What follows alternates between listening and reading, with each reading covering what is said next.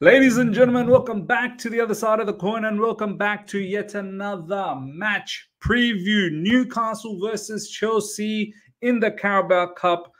Take two. This match obviously happened recently in the Premier League at Stamford Bridge, where we beat Newcastle 2-1. We finished off the game quite nicely, to be honest. I thought we were in full control. Now we get to repeat all of this again in the Carabao Cup, round of 16. So the winner goes into the quarterfinals of the Carabao Cup. Very, very important. Don't for a second think, ladies and gentlemen, that this is some sort of a Mickey Mouse domestic cup. Yeah, it might be for other teams.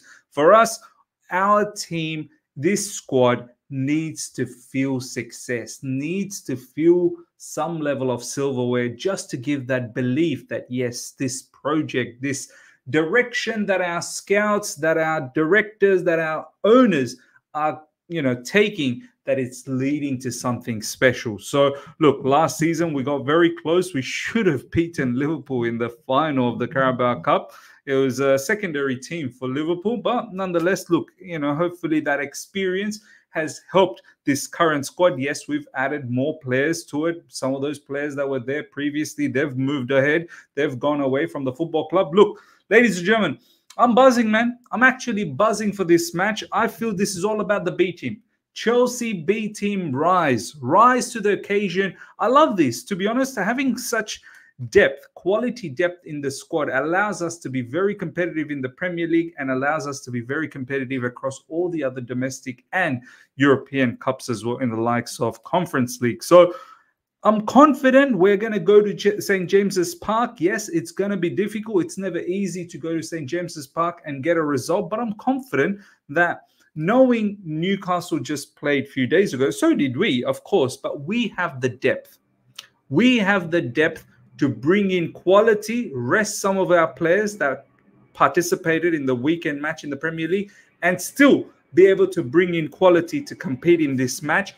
Newcastle, however, do they have that quality? Do they have that depth? And if they don't, rotate enough, then they've got, I believe, Arsenal in the weekend, the very first game of the weekend in the Premier League. So they really have to weigh this up. Do you go gun-ho in this match and play all your key players that you played in the Premier League a few days ago? So I'm pretty sure they're going to be quite tired. No, not so much tired, but somewhat tired because they literally played a few days ago.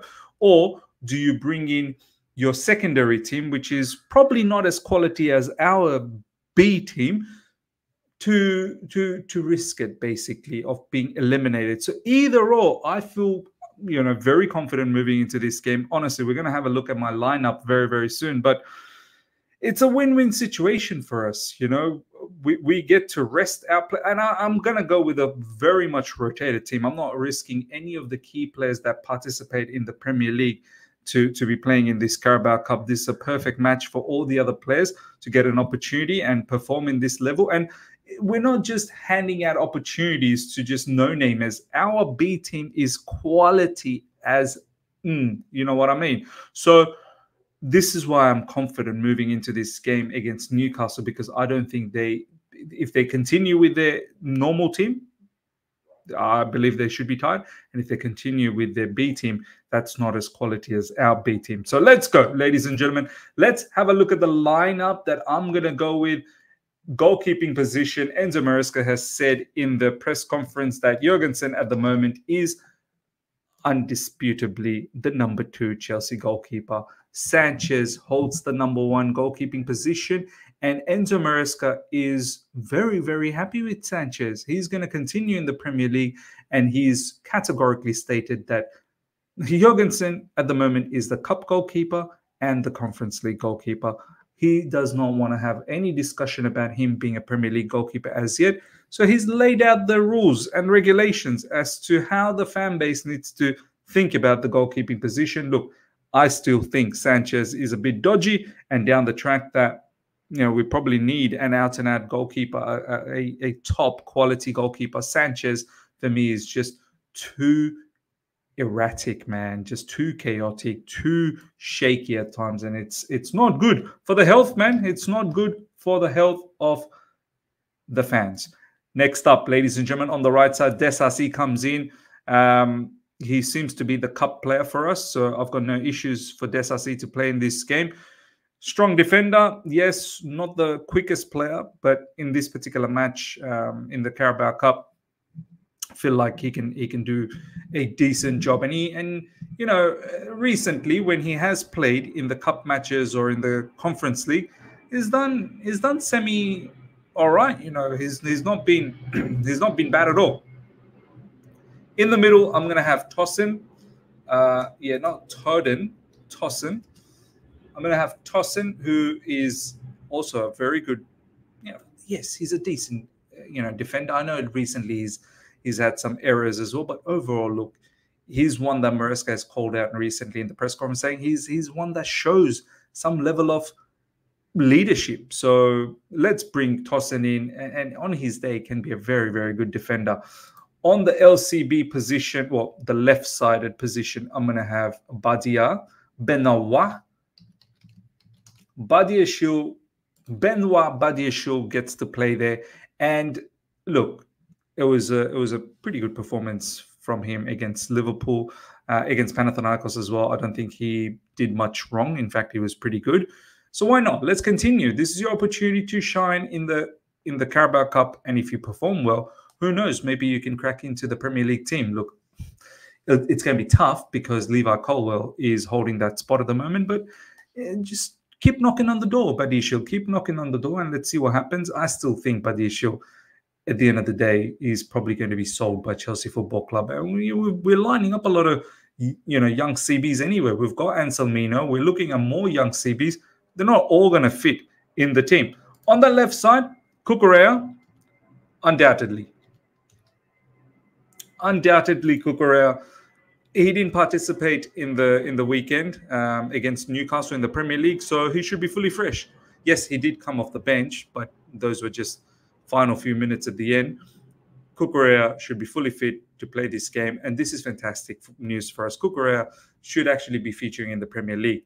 I was a bit surprised that he wasn't there against Newcastle in the Premier League, but I'm pretty sure down the track he's probably going to be back in the Premier League. But now the fact that he didn't play against Newcastle in the Premier League, he comes back in this Carabao Cup fixture against Newcastle, and I love it. I love it. He's an absolutely fantastic player, and he's going to give us a lot in defense. Let me just actually increase that a little bit. There we go.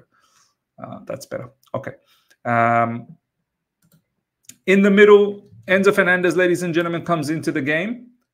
He will captain Chelsea Football Club, no doubts about that. I'm fully resting Romeo Lavia and Caicedo. So Enzo Fernandez comes in the middle. Obviously, Cucurella will be inverting, so he'll be part of the midfield too, which will allow for Enzo Fernandez to push forward.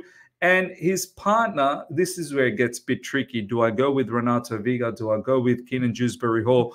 Look, this is my team. I would honestly go with Renato Vega in that midfield, but I get the feeling it's going to be Keenan Dewsbury Hall.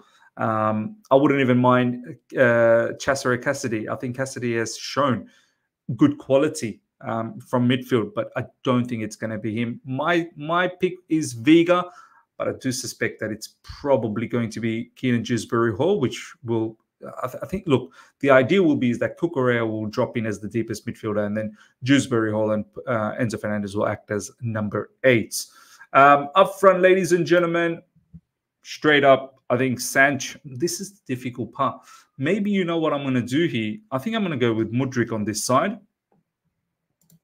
Mudryk deserves to play. In recent times, he's been very, very good, so he deserves to play. And Sancho on the right side. Let's see what Sancho can bring from the right side. I think Sancho definitely will play this one. He's missed out on the last 2 games, one against Panathinaikos and the one against Newcastle in the Premier League. So he's destined to get a start here.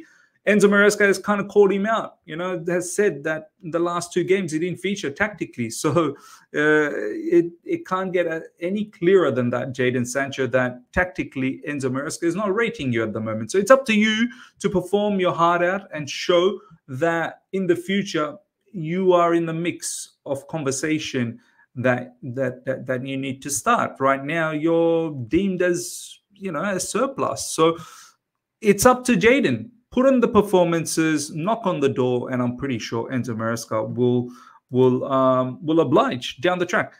In the middle, just behind the striker, I'm going with Felix. Once again, he didn't feature during the weekend. No, not this one. João Felix, sorry. There we go. João Felix.